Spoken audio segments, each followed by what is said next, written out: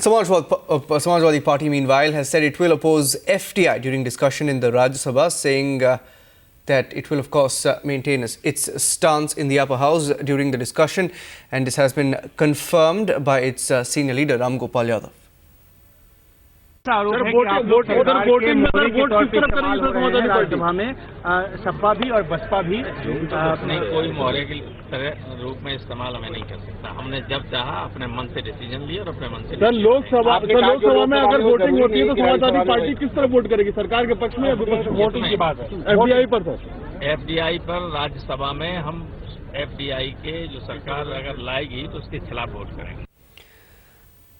Nanita joining us on the phone line. Nanita, Samajwadi Party on record playing it safe for now, saying that they will vote only in the Rajya Sabha. But as we all know, of course, Mulayam is a very unpredictable leader, isn't it?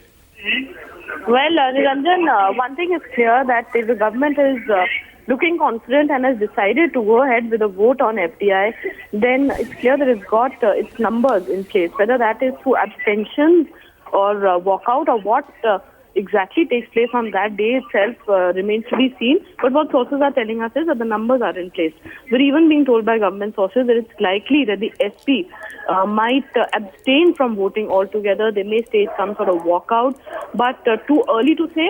But one thing is clear that SP and BSP have both made some arrangements with the government to ensure that it's confident of its numbers and therefore is going ahead with a vote in both houses.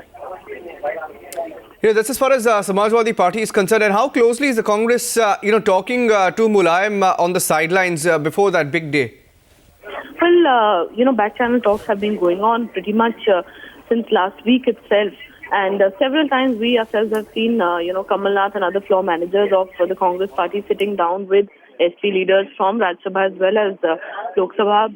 Even Mulayam Singh Yadav has, met Congress leaders on the sidelines of Parliament.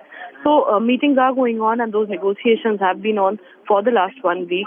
And putting these equations in place for the government now, saying that it's confident of its numbers in both houses.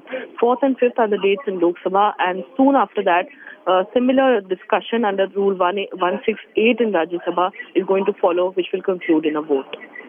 Joining us with those details, Nanita.